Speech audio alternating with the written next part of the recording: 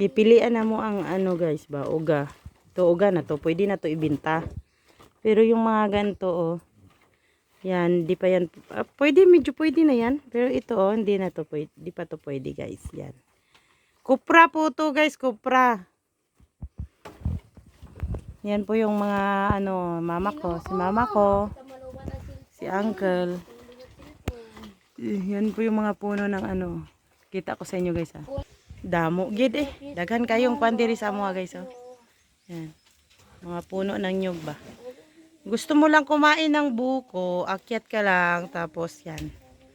Buko. Abi! Bukid. Ulam namin is ito. Yan. Tapos partnera natin ng mais. Si Abi. Buhay namin dito sa bukid. Continue natin guys. Tulungan natin sila. Tulong po ako. Paano magano. Kali bang pulay na niyo? Pakita ko niya, ma'am. Ito sa gawang lagi dito na pito. Pakita ba? Liyo sira ba ate? Luyo na sa sira. Dili oh. Tulungan natin sila guys para ano mabilis. Tapos ano po dito, tahimik. Kasi bukid nga, di ba? Bukid na gani. Bukid inang ilang beke. Wala namang bukid na maingay yung bukid namin dito, guys. Narinig nyo naman, di ba? Ang daming nagsasalita. Maingay yung bukid namin sa ano, sa awit ng mga ibon. Charot. Yan. Ito yung ginagawan ano, guys, o yung oil ba, yung ang tawag coconut oil. Ito yung ginagawa nilang oil guys.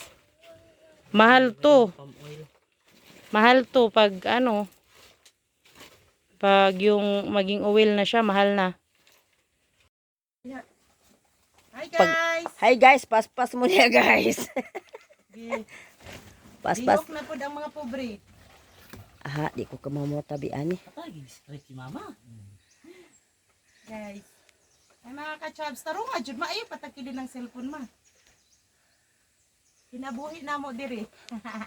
Kina mo, buhay na mo diri mga pobre. Si Lando, si Wa. Hi guys. Hi guys, paspas mo niya guys.